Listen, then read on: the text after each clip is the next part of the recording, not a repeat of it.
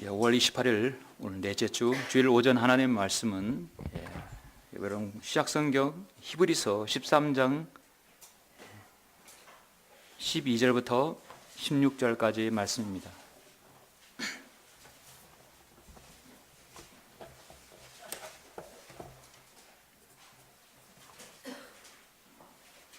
히브리서 13장 12절부터 16절까지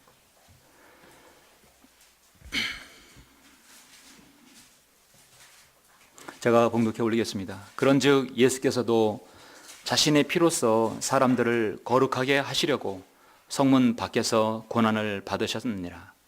그러므로 우리도 그의 수치를 짊어지고 진영 밖에 있는 그에게로 나아가자. 여기에는 우리에게 연구원 도성이 없는 거로 우리는 장차 올 도성을 찾고 있노라. 그러므로 우리가 그분을 통해서 찬양의 제물을 하나님께 계속해서 드리자. 이것이 그 이름에 감사하는 우리 입술의 열매니라. 또한 선을 행함과 함께 나누는 것을 잊지 말자. 하나님께서는 그런 제물들을 매우 기뻐하시느니라. 아멘. 16절까지 말씀입니다. 오늘 이 말씀에 서로가 도전을 받고 또 귀한 은혜를 위해서 잠시 기도드리겠습니다. 은혜와 진리가 충만하신 하나님 아버지 감사를 드립니다. 주님께서 자신의 피로 거듭난 사랑하는 성도들 눈동자같이 한 주일 동안 지켜주시고 보호해 주심으로 오늘 이렇게 주님께서 부활하신 첫날 이렇게 이 귀한 발걸음으로 함께하여 주셨습니다. 저희가 드리는 이 경배, 영과 진리로 드리는 이 경배가 주님을 기쁘시게 하고 우리 모두 각인들이 하나님 앞에 산 제사가 되어서 산 제물이 되게 해주시고 주님께 기쁨과 영광이 될 수 있도록 인도하여 주시길 원합니다. 저는 오늘 히브리서 13장을 통하여서 하나님께서 기뻐하시는 제물이 또 무엇인가를 설교하려고 합니다. 이 말씀은 우리 모두가 도전이 되고 귀한도 귀감이 되고 마음판에 잘 새겨서 주님 앞에 우리가 생애 동안 늘 기쁨과 영광을 돌려드리는 그런 각인들이 될 수 있도록 주님께서 인도하여 주시옵소서. 말씀에 기름 부어주시고 마귀가 어떤 형태로든 틈타지 못하도록 막아주시며 이 말씀을 여기서뿐만 아니라 방송에서도 듣고 있는 여러 성도들을 동일하게 주님께서 역사해 주시고 인도해 주시길 원합니다. 주 예수 그리스도 이름으로 기도드렸습니다. 아멘. 오늘 말씀 제목은 주님께서 기뻐하시는 제물이라는 제목으로 설교하겠습니다. 주님께서 기뻐하시는 제물입니다. 예수 그리스도를 믿고 구원받은 성도가 지역교회에 들어오게 되면 이제 하나님의 말씀을 하나씩 배우게 되고 또 양육받고 성장하게 되고 또 성숙하게 되죠. 그래서 여러분 성숙과 성장은 좀 다르죠.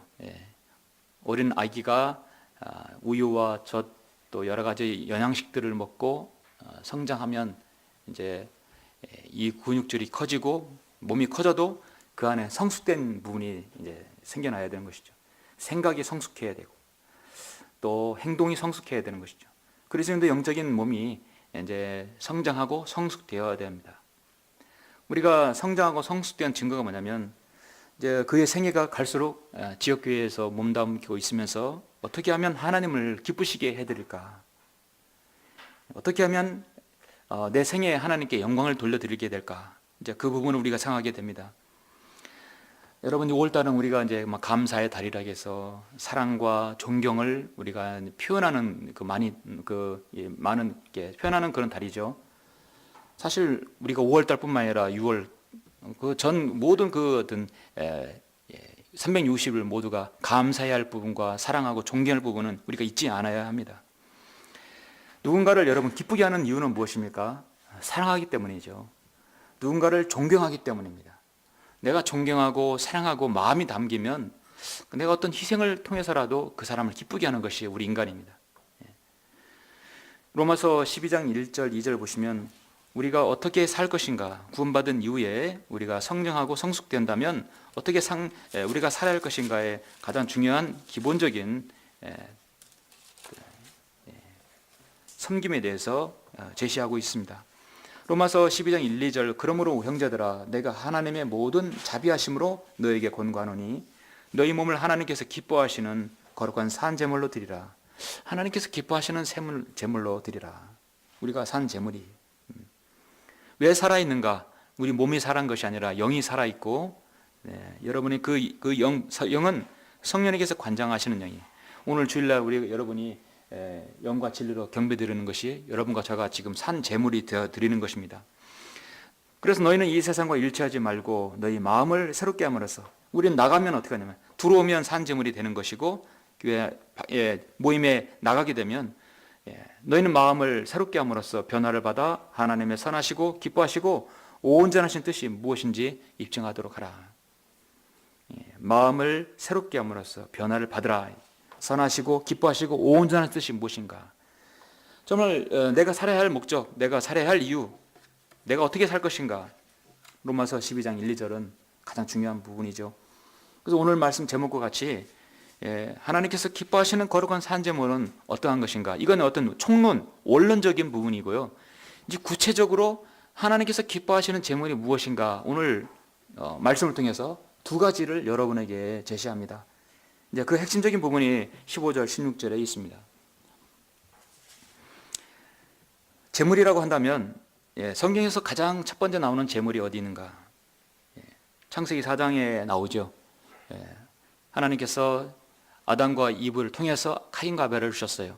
비록 이제 그는 하나님께서 금지된 열매를 그들은 먹었지만 죄를 졌어요. 그러나 하나님께서 그들에게 또 이세를 주셔서 그들은 여전히 죄인이나 그런 하나님께서 번성케 하셨기 때문에 이제 자녀를 주었죠.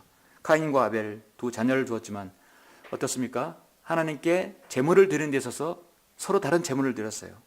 카인은 자신이 농사짓고 자신이 좋아하는 것, 자신이 이것을 드리면 되겠다 싶은 카인의 제물을 드렸고, 아벨은 하나님께서 원하시는 제물을 드렸어요. 어린 양을 드렸죠. 그래서 첫 번째 성경에서 제물이라는 부분이 바로 카인과 아벨의 제물이 여기서 나온다 이거죠. 카인도 자기 양떼 가운데 첫배 새끼들과 그 살찐 것을 가져왔더니 주께서 아벨과 그의 제물을 받으셨으나 기쁘게 받으셨다는 것이죠. 반면에 4장 5절에서 카인과 그의 제물은 받지 않으셨더라. 그러므로 카인이 몹시 경노하고 안색이 변하더라. 하나님께서 안 받으셨는데 왜 자기가 경노하고 안색이 변하냐? 하나님께 안 받으시면 왜 그러신가? 내가 바뀌어야 되잖아요. 근데 이게 참으로 문제예요. 하나님께서 거절하신다면 왜 거절하실까? 내가 바뀌어야 되는데 하나님이 바뀌기를 원하는 거예요. 이게 가장 큰 문제였습니다. 카인의 제사가. 왜 자기가 안색이 변하고 자기가 왜 화를 냅니까? 화를 낼 사람은 하나님이신데요. 그래서 이 아벨의 제물, 양을 드린 것은 바로 예수 그리스도께서 우리 하나님의 어린 양이 되어 주실 거라는 중요한 예표가 되고 있죠. 그래서 첫 번째 제물이 바로 하나님께 드린 제물, 바로 양이었습니다. 우리가 이제 히브리서 13장은 이렇게 사도 바울 서신서이지만 좀 다른 분류로 놔요. 야고보서와 히브리서는 일반 서신으로 분류됩니다. 그러니까 빌레몬서까지는 정확하게 교회 시대의 교리로 무조건 적용해도 되지만, 야고보서 히브리서는 일반 서신으로서 교회 시대에 적용할 것도 있고 또 대환란 때 적용할 때 있고, 그래서 좀 이게 과도기가 되어 있어요. 교회 시대부터 환란 넘어가는 거예요. 근데 마태복음과 사도행전은 구약에서 신약으로 넘어가는 과도기. 이 과도기적인 마태복음과 사도행전, 그 다음에 히브리서와 야고보서를 잘 이해해야 합니다. 그래서 일반 서신에 분류되고 있어요. 그래서 어떤 이 말씀은 정말 우리에게 아주 적절하고 반드시 있어야 될 말씀이에요. 그래서 히브리서 그 자체가 사도 바울이 자신의 동족 히브리인들에게 보내는 편지입니다. 사도 바울은 이미 자신이 예수 그리스도의 종으로서 그리스도인이 된 이후에, 그렇기 때문에 거기에는 교회에 대한 교리뿐만 아니라 히브리인들이 앞으로 예수님을 믿지 않고 대화를 넘어가면 그들이 어떻게 해야 한다는 것, 그런 그것까지 제시하고 있는 것입니다.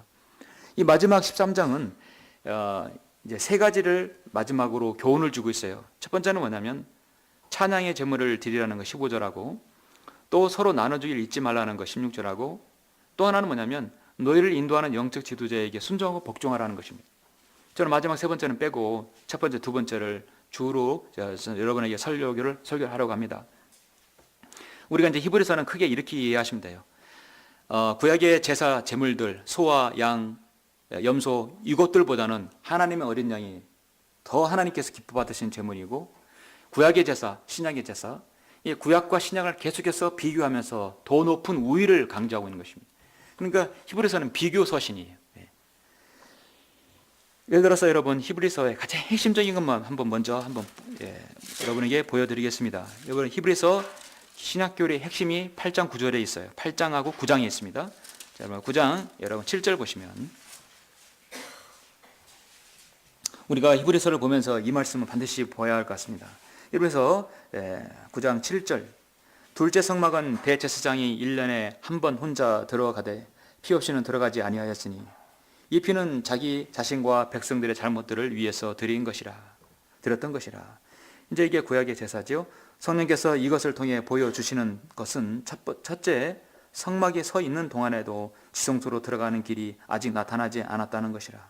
그것은 현재를 위한 모형이었으니 그에 따라 예물들과 희생제물을 드려도 양심에 관해서는 섬긴 자를 온전케 할 수 없었도다.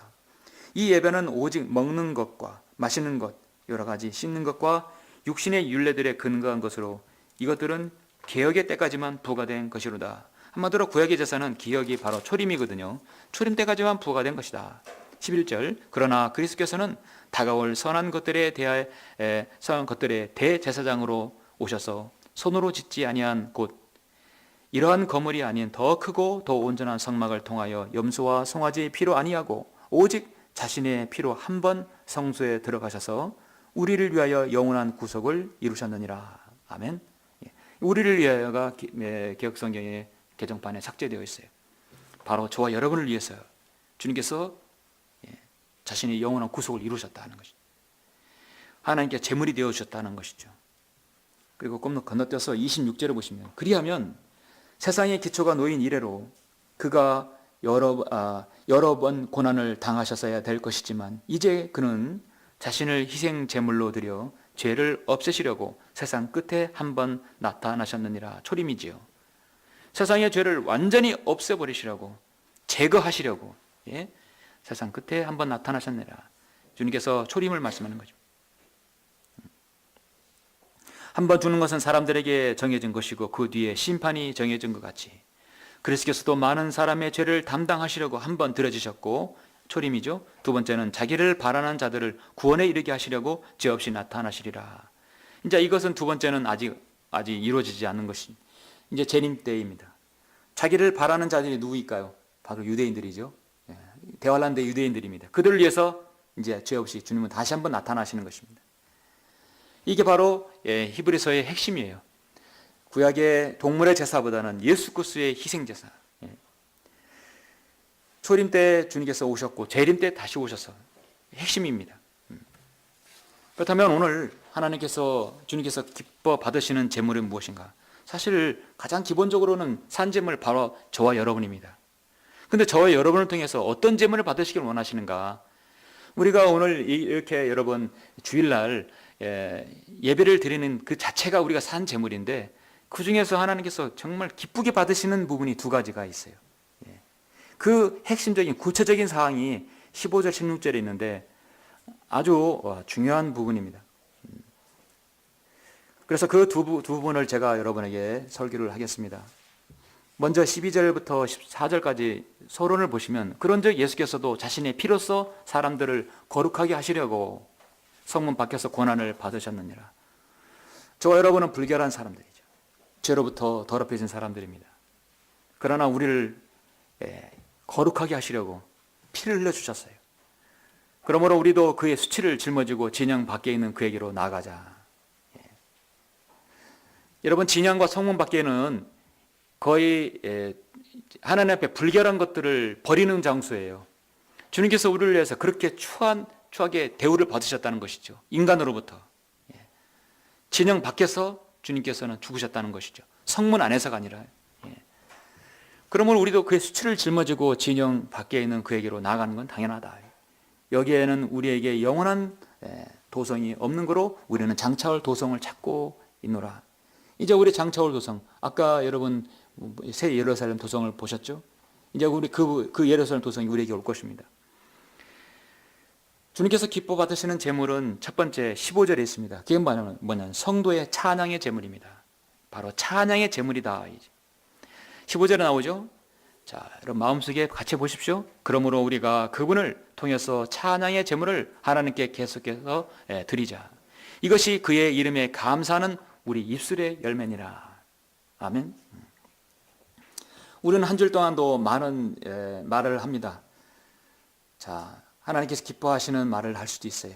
그러나 내 인간적인 말을 할 수도 있고, 거짓말도 할 수 있고, 욕도 할 수 있고, 싸움하는 말 수도 있고, 추잡한 말을 할 수도 있고, 하나님께서 정말 원하시는 말을 할 수 있고, 복음을 전할 수 있고, 우리 입은 정말로 그 어디 상상의 나를 펴면서 모든 것을 다 말할 수 있어요. 그런데 그 말은 공기를 진동하고 끝나버리지만 하나님께서는 기억하신다는 것이요.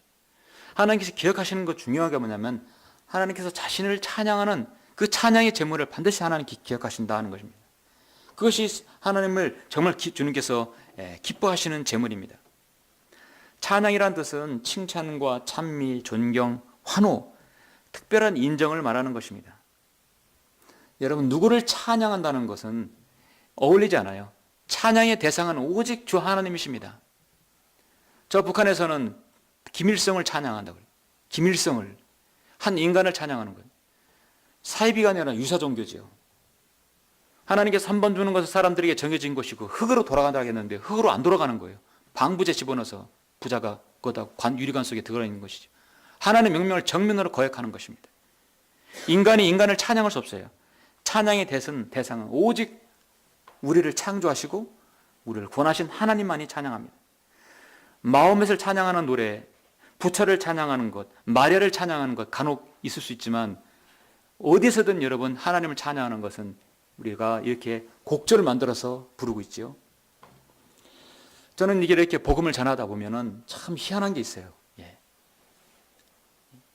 여러분, 우리가 이제 길을 가다가 여러분 아는 사람이 복음을 전했을 때 이제 영접을 하잖아요. 자, 우리 이제 복음을 전하고 당신은 죄인이며 죽으면 지옥에 가고 그 지옥에 갈 문제를 예수 그리스도께서 해결해 놓으셨다. 약 5분 10분 동안 전하다 보면은 더 짧은 시간에 전하다 보면 예수님 우리 같이 영접하지 않겠습니까?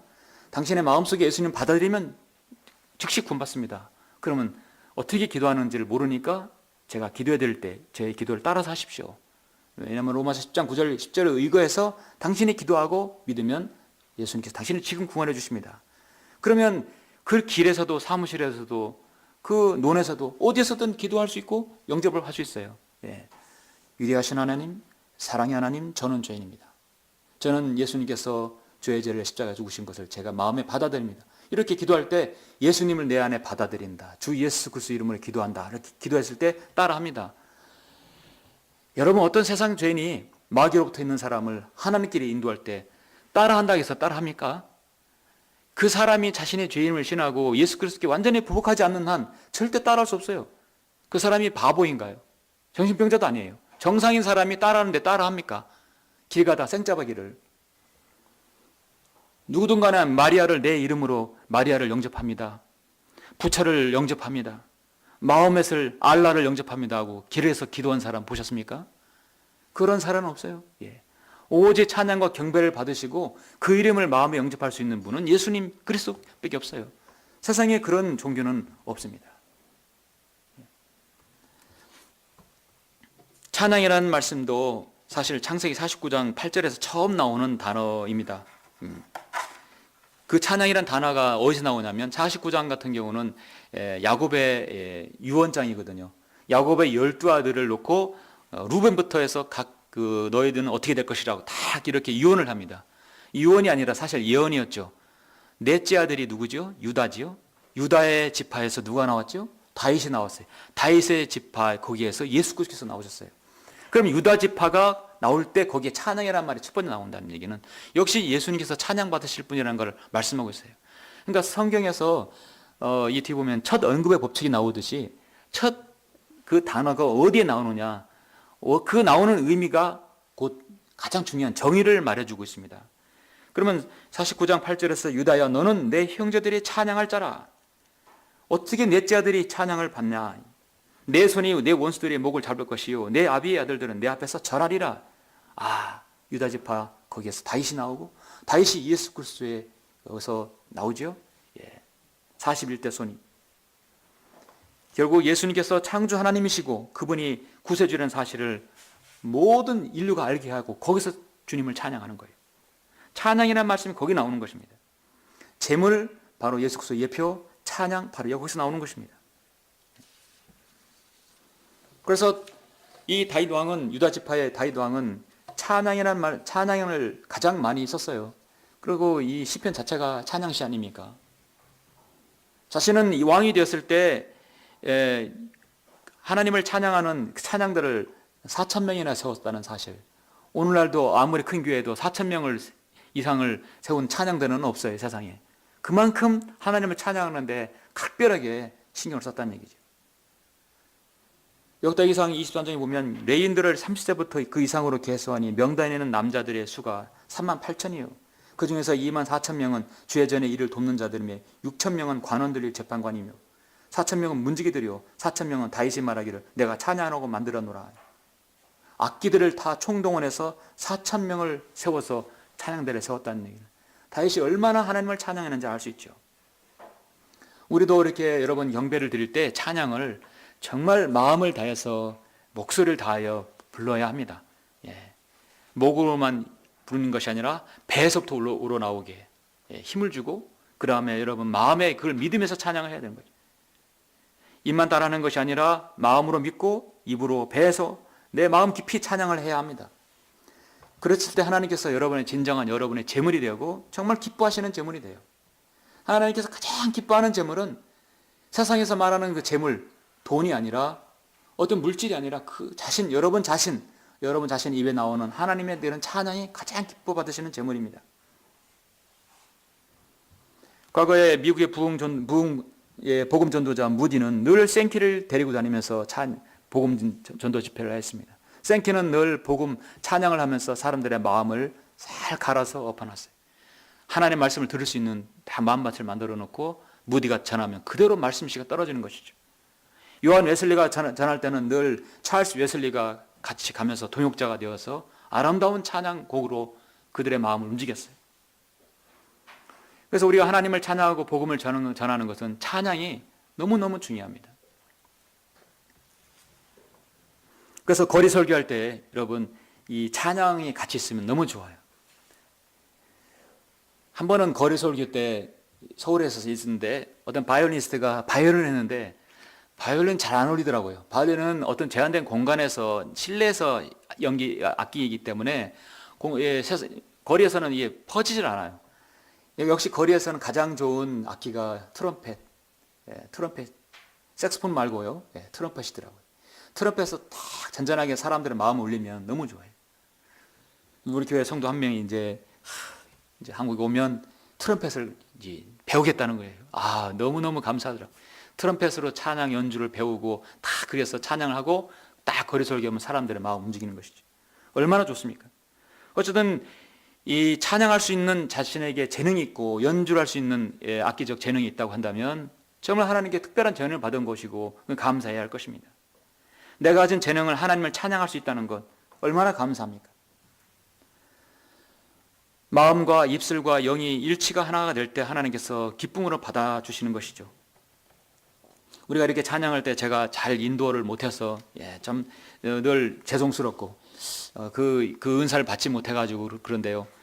특히 녹화된 거 들어보면 왜 이리 찬양을 못 부르는지 나는 찬양 잘 인도할 수 있는 분이 빨리 오시길 기다리고 있습니다. 그러면 찬양에도 다른 분이 좀 맡길 수 있을 것 같아요. 저는 말씀만 전하고요. 우리가 여러분 찬양하는 이유는 가장 중요한 것은 여러분을 구원하신 주님을 찬양하는 것입니다. 나를 구속하신 주님께서 영원히 찬양 받으시기에 합당하신 분이기 때문입니다. 그러므로 누구든지 그리스도 안에 있으면 새로운 피조물이라. 옛것들은 지나갔으니 보라 모든 것이 새롭게 되었도다. 자, 새롭게 되었기 때문에 새 내로로 찬양하는 것이에요. 나를 위해 하나님께서 예수님을 세상에 보내셔서 세상에 십자가에 죽게 하시고 나의 죄를 대신해서 돌아가심으로 그 보배로운 피를 흘려주셨어요. 그럼 나는 그 큰 은혜와 사랑에 빚을 진 것입니다. 내가 갚을 수 있는 유일한 것이 무엇입니까? 주님을 찬양하는 것이죠. 주님을 찬양하는 것만큼 하나님께서 기뻐 받으시는 재물이 없는 것입니다. 내가 찬양하는 이유는 무엇입니까? 내가 고난 가운데서 하나님께서 나를 구원해 주시고 또 나를 자유롭게 인도해 주시기 때문에 내가 찬양할 수 있는 것입니다. 제가 늘 자주 말씀드리지만 서양 속담에 흐르는 시냇물에 돌을 치워버리면 노래를 잊어버린다는 말씀이 있습니다. 말이 있어요. 속담이. 이제 5월, 6월이면 흐르는 시냇물 졸졸졸졸 얼마나 듣기 좋아요. 여러분 산에 가고 들에 가면 물 흐르는 소리 좋지요. 특히 산 중턱이나 어디에 여러분 등산에 갔을 때 흐르는 시냇물 만나면 얼마나 그 소리만 들어도 청명하고 맑고 기분이 상쾌합니까? 돌들을 엎고 매끄럽게 하면 졸졸졸 흐르는 소리도 들리지 않는다. 우리 인생에서 구비마다 예상치 못한 어려움들, 고난들이 있을 때마다 그때마다 우리에서는 왜 이렇게 내 인생은 꼬일까? 비참과 낙담에 잠기는 것이 아니라 그때마다 주님을 찬양하는 것이죠. 이게 바로 그리스도인의 자세입니다. 탄식과 실망과 불평과 원망은 찬양이 나올 수 없고 감사가 나올 수 없습니다. 성경은 빌립보서 4장 6절에서 아무것도 염려하지 말고 다만 모든 일에 기도와 간구로 너희 구하는 것들을 감사함으로 하나님께 알려지게 하라. 감사함을 하나님께 알려지게 되면 여러분 찬양은 더욱이 즐거운 것입니다. 누가 은혜롭게 찬양을 하겠습니까? 고난 중에 어려운 가운데서도 예배 함께하고 예배를 드리는 그 성도가 더 주님께 감사드릴 수 있는 것이죠.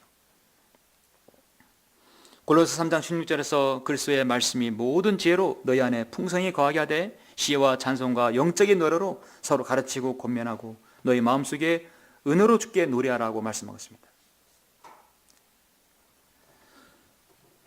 제가 여러분에게 그리스도인 한 음악가를 여러분에게 소개합니다. 자, 이 음악가는 누구일까요? 인류 역사상 가장 아름다운 음악 작품을 남긴 여러 사람 중에 한 사람인데요. 이 사람은 불행하게도 그의 작품처럼 정말 그 작품은 하나님을 찬양하는 아름다운 찬양 곡조가 아니었습니다.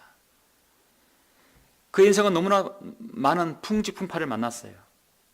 말로 닿을 수 없는 고난의 연속이었습니다.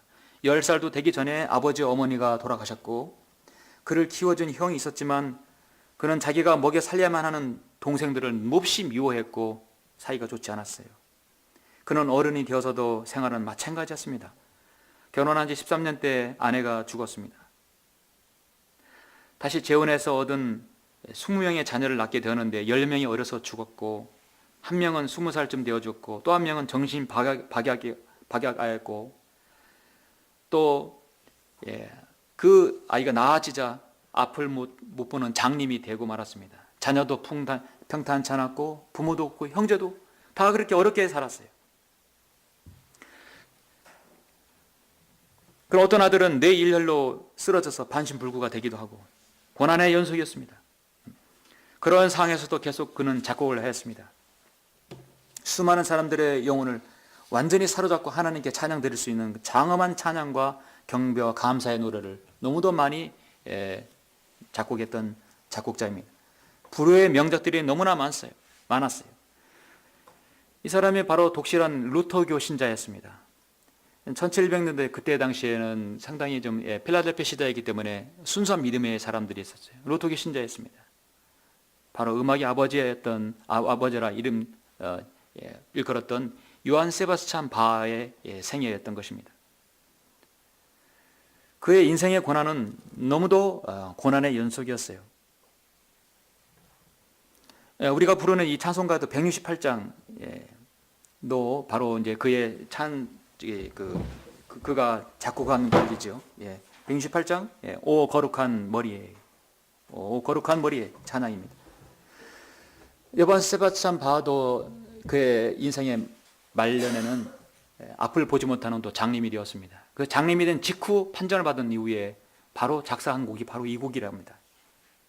그가 작곡한 칸타타나 오라토리오는 마지막 부분에 항상 SDG라는 이니셜을 기록했는데 그게 무엇이냐고 누가 물어봤을 때 그 뜻은 오직 하나님의 영광만을 위하여 솔리디오 글로리아라는 뜻이라고 합니다. 오르간 합창의 대가지요.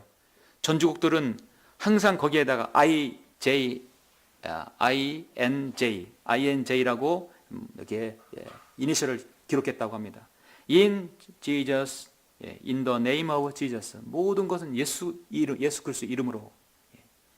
이렇게 훌륭한 오르간 연주자였고 훌륭한 작곡가였던 그가 정말 마지막 자신의 생을 다하기까지 하나님만을 찬양하는 곡을 그렇게 했다는 것이죠. 그의 바하의 삶의 목적이 하나님을 찬양하는 것이었어요. 물론 하나님께서 그런 재능을 주셔서 그렇게 했다고 하지만, 자, 우리는 그러면 재능이 없더라도 내 자신의 진정으로 목적껏 하나님을 찬양하는 것에서는 우리는 모두 다 할 수 있는 일입니다. 말을 할 수 있으면 찬양할 수 있는 것입니다. 우리가 하나님을 찬양하는 이유는 하나님께서 나에게 구원해 주실 뿐만 아니라 진리로 나를 인도하셨고 이렇게 지옥길에 인도하셨기 때문에 주님을 찬양할 수 있는 것이죠. 우리가 찬양해야 할 이유는 또 무엇입니까? 우리의 찬송가 있는 건 그리스도인 군사로서의 군가입니다. 그렇죠? 찬송가는 참 종합적인 거예요. 나를 구원하신 주님께 찬양하고, 고난 가운데서 함께 하신 주님을 찬양하고, 또 나를 진리 가운데 인도하신 주님을 찬양하고, 또 하나 찬양하는 것은 이런 뭐죠? 바로 마귀와의 영적 전쟁에서 싸워야 할 이유. 군인이 군가를 부르지 않으면 그 혼연일체가 되지 않고 전우회가 생기질 않아요. 그래서 군가는 그들에게 힘을 불어넣는 것입니다. 그리스도인에게 군가는 바로 찬양인 것입니다. 영적 전쟁에서 승리하고자 또 승리했던 것을 하나님께 찬양하는 것입니다. 전쟁을 앞두고도 찬양하죠. 이렇게 찬양 오래된 1600, 1500, 1700, 1800년 곡들이 계속해서 우리에서 회자되는 것은 한물간 노래에서 끝나는 게 아니에요. 세상의 노래는, 한물간 노래는 오랫동안 사람들에게 잊혀지지만 이것은 잊혀지지 않습니다. 계속해서 하나님을 찬양하는 것입니다. 우리에게 힘을 주기 때문입니다. 왜냐하면 그 찬양의 곡조는 살아있기 때문입니다. 주님께서 기뻐 받으시는 제목은 찬양이 있고 또 하나는 무엇이냐면, 자, 여러분 16절입니다. 제가 이 말씀을 묵상하면서 다 무릎을 치게 되는 것이, 하나님께서는 우리 찬양의 제물을 받으실 뿐만 아니라 이걸 제물이 첫 번째이고 또 우리 성국에 나오는 제물이 바로 이것이구나. 근데 이것을 성경은 제물이라고 말씀하고 있다는 것입니다. 16절에 보시면, 또한 선을 행함과 함께 나누는 것을 잊지 말자. 하나님께서는 그러한 제물들을 매우 기뻐하시느니라. 아주 매우 기뻐하신다겠어요.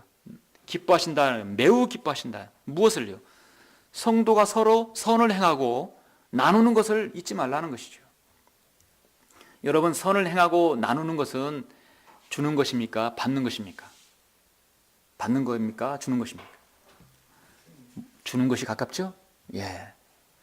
주는 사람이 복되다고 성경이 말씀하고 있죠? 예. 막 해가지고 무조건 주는 것이 아니라 마음이 담긴 것이에요. 물질이 아니라 마음도 주고 사랑도 주고 정복기도 해주고 서로를 위하는 것. 성도가 서로 연합해서 선을 행하고 함께 나누는 것만큼 아름다운 제물이 없다는 것입니다. 우리는 꼭 내가 예배 드릴 때 찬양을 뿐만 아니라 우리가 경배가 끝나고 교제할 때도 우리 자신이 제물이 되어야 한다는 것이에요. 왜냐하면 그 안에는 서로가 성령님의 인격체가 있게 들어있기 때문입니다. 임재하시고 있기 때문입니다. 여러분, 로마서 14장을 한번 보실까요? 로마서 14장 17절 보시면,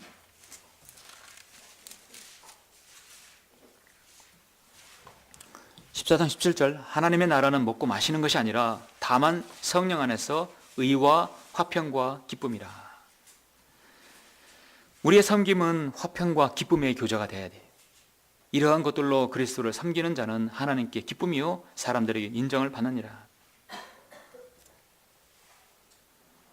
우리가 히브리서 서두에서 주님께서는 희생을 우리에게 몸소 가르쳐 주셨습니다. 그리고 희생제물이 되어주셨어요. 사도 바울은 그래서 에베소 5장 2절에서 그리스도께서 우리를 사랑하시어서 우리를 위하여 자신을 하나님 앞에 향기로운 냄새를 내는 제물과 희생으로 드린 것 같이 너희도 사랑 안에서 행하라. 이 말씀이 중요한 전제입니다. 주님께서 우리를 위하여 향기로운 냄새를 내는 희생 제물이 되어주셨기 때문에 너희도 서로 사랑 안에서 행하라. 우리가 보이지 않는 하나님을 섬기는 것, 영과 진리로 드리는 것입니다. 자, 이 경배는 보이죠? 직접 보입니다. 그리고 우리가 서로 섬기는 것도 성도 간에 보이는 성도를 사랑하는 것이죠. 하나님께서는 찬양의 제물을 받으시길 원하시고요, 여러분 서로의 섬김의 제물을 받으길 원하십니다.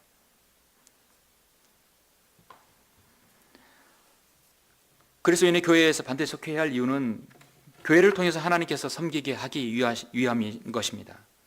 우리 몸의 각 지체들이 몸에 속하여 각자 기능을 하듯이 그리스도인들도 그리스도의 몸의 지체들이므로 그 지체들이 모이는 이 지역교회에 속해서 각자의 기능을 해야 합니다. 그래서 각자 성도들에게 은사를 주셨고 각자 성도들에게 은혜를 주셨어요. 은사를 주시고 은혜를 주시면 서로 사랑할 수 있습니다.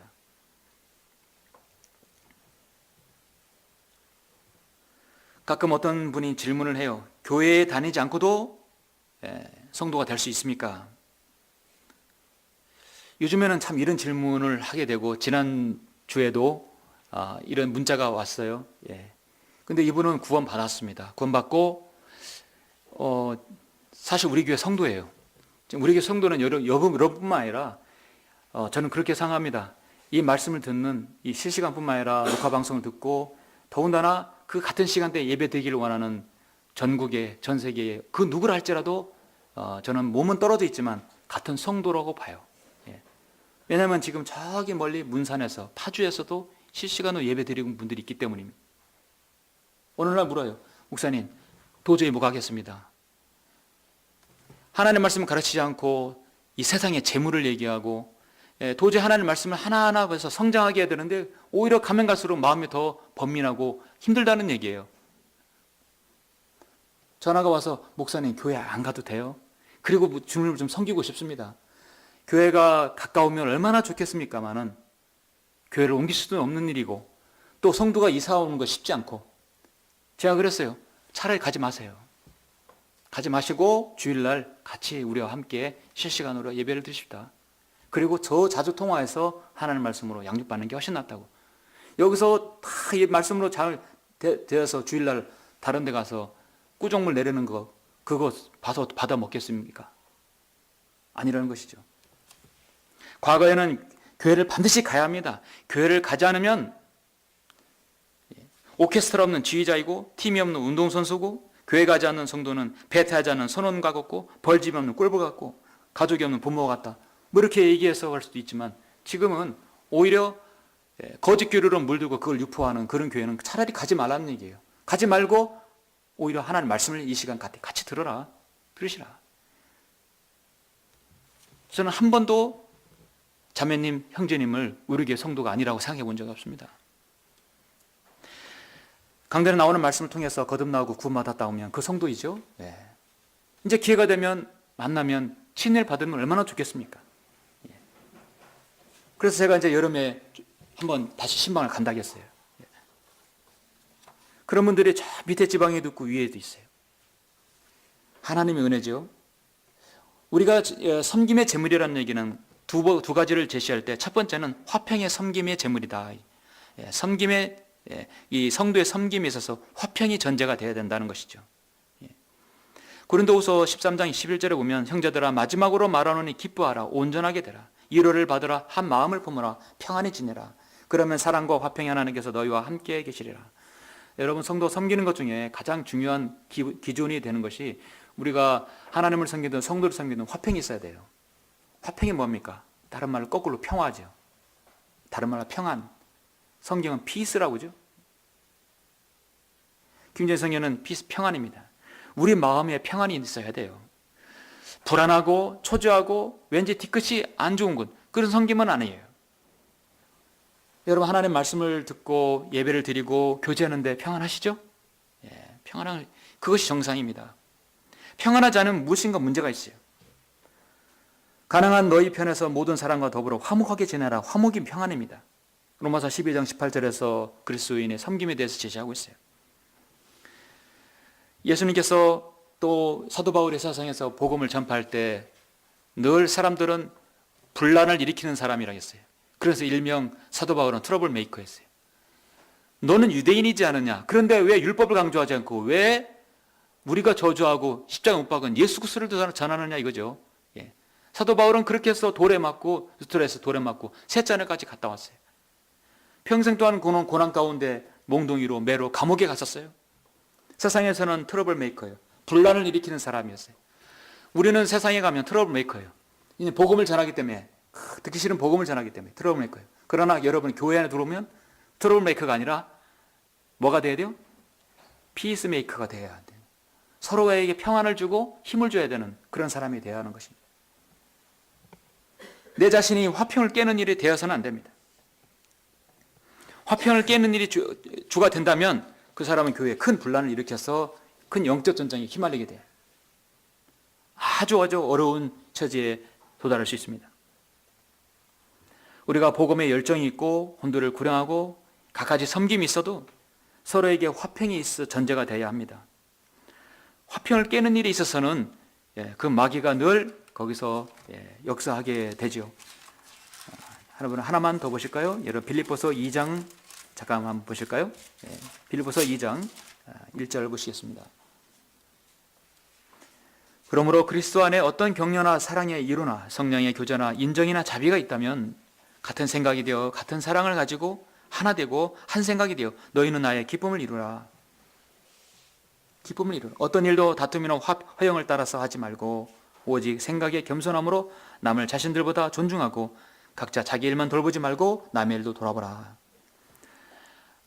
우리 성도가 화평히 교제하는 데서 가장 중요한 원칙 1절부터 4절까지 제시하고 있습니다. 이렇게 할 수만 있다면 그 성도는 온전한 사람이죠. 우리가 교회 안에서 화평을 깨는 것은 순식간에 깨질 수 있어요. 화평을 깨는 것은 하나님께서 성령님께 개입하는 일이라, 그는 마귀가 개입하는 일입니다. 그러므로 우리 나 자신의 말과 실수와 행동으로 인해서 화평을 깨지 않도록 늘 우리 자신을 돌아봐야 됩니다. 너희는 어찌하여 내 형제를 판단하느냐, 어찌하여 내 형제를 업신여기느냐. 그 부분은 우리가 존중해야 된다. 그래서 심판상 앞에서 그 성도를 평가하고 판단하기 때문에 하나님의 말씀의 강단을 통해서 성도를 되돌아보고 또 그 성도의 묵상과 기도와 말씀 공부를 통해서 되돌아보기 때문에 우리는 서로를 판단하는 부분에서는 우리는 기도해야 될 부분입니다. 그래서 고린도전서 13장에서 여러분 사랑의 장에서는 기다리라 했어요. 사랑으로 기다린다 했어요. 서로 용서하고 용납하고 받아들이라. 다정다감하게 말하고 친절하고 비방하지 말라. 말다툼하지 말고 온전하게 말하라. 서로 사랑하라. 이것이 바로 성도의 섬김의 교제의 기본입니다. 그렇게 했을 때 하나님께서 기쁨의 교제되고 화평의 교제가 되게 하는 것이죠. 문제는 늘 우리가 한순간에 육신적일 수 있고 한순간에 내가 원하지 않는 말을 내뱉을 수 있어요. 그러므로 하나님께서는 자신의 입을 컨트롤하고 세치되지 않는 혀를 자신이 관장할 수 있는 그 성도가 온전한 성도가 될 수 있다고 말씀하고 있습니다. 우리가 이 섬김의 제물이 되는 또 하는 것은 기쁨의 섬김이 되어야 하는 것이죠. 에베소서 6장 7절에 보면 모든 것을 주께 대하듯 하라고 말씀하고 있어요. 참 귀한 말씀인데 6장 7절에 보니까 선한 뜻으로 봉사하되 주께 하듯 하고 사람에게 하듯 하지 말라. 골로새서 3장 23절에서 주께 하듯 하라.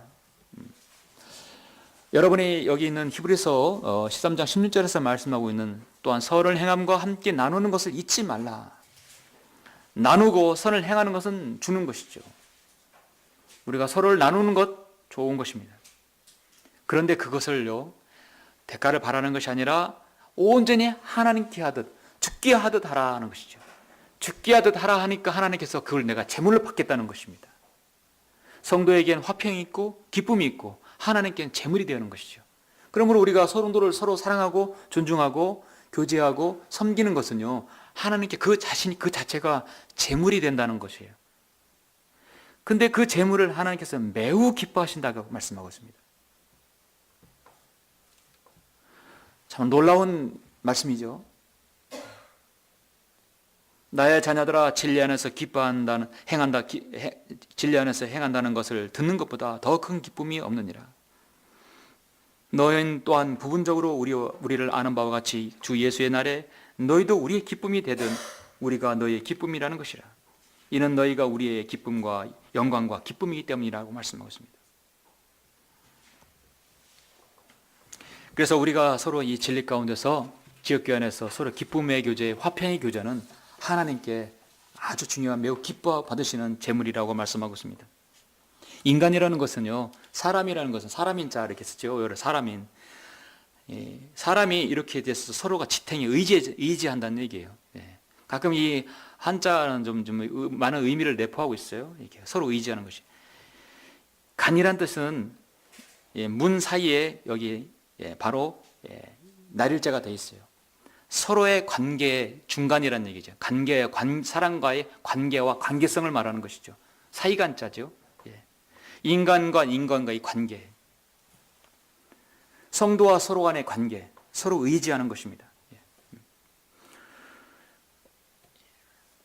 야고보서 1장 19절에 보면 그러므로 나의 사랑하는 형제들아 사람마다 듣기는 빨리하고 말하기는 더디하며 성능이 더디하라.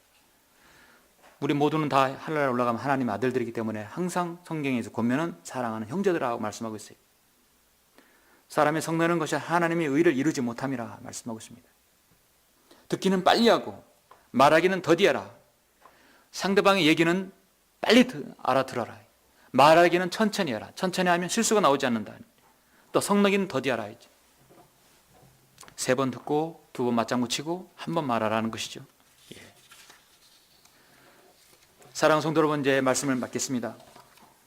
여러분, 무엇보다도 이 마지막 시대에 하나님께서 가장 찬양하는 제물을 받으시길 원하시는데, 여러분 아까 우리를 구원하신 구주를 찬양하고 고난 가운데 인도하시는 주님을 찬양하고 그리스도의 군사로서 찬양하고 또 마지막으로 찬양해야 할 부분 하나 빠졌는데 그게 뭔지 아십니까? 바로 주님의 재림을 찬양하는 거예요.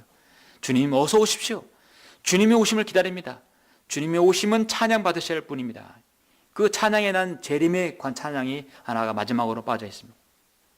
우리는 그것을 계속해서 찬양해야 합니다. 왜냐하면 믿고 있기 때문입니다. 베드로전서도 1장 13절에서 너희는 생각의 허리를 동이고 정신을 차려 예수 그리스도께서 나타나실 때 너에게 가져올 이 은혜를 끝까지 바라라. 끝까지 견디는다는 내용이 아니라 그 은혜를 주님께서 오실 때까지 계속해서 가지고 있으라는 것이죠. 여러분은 여전히 주님을 찬양할 수 있으시겠죠? 또 하나님께서 받으시는 것은 하나님께서 기쁨이 되는 서로의 섬김을 정말 기쁘게 받으시는 매우 기뻐하는 제물이라고 말씀하고 있습니다. 그것이 서로에게 인정이 된다면 이러한 것들은 바로 의와 화평과 기쁨이라고 말씀하고 있어요. 그래서 하나님 나라는 의와 화평과 기쁨이라고 했던 것은 하나님께서는 우리의 섬김이 화평의 교조와 기쁨의 교조이기 때문에 의와 화평과 기쁨이라고 말씀하고 있는 것입니다.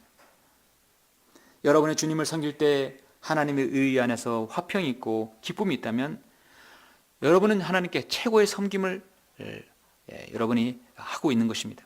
그리고 주님께서 그거를 제물로 기쁘게 받아주시는 것입니다. 이제 우리가 주님께서 우리를 데려가실 그날을 기다리고 있습니다. 여러분 모두가 주님께서 오실 때까지 여러분이 드리는 힘껏 부르는, 아름답게 부르는, 정성스럽게 마음을 다해 부르는 그 찬양의 제물, 성도의 기쁨과 화평의 그 섬김의 교제가 늘 아름다운 최고의 제물이 되시길 간절히 바랍니다. 기도하시겠습니다.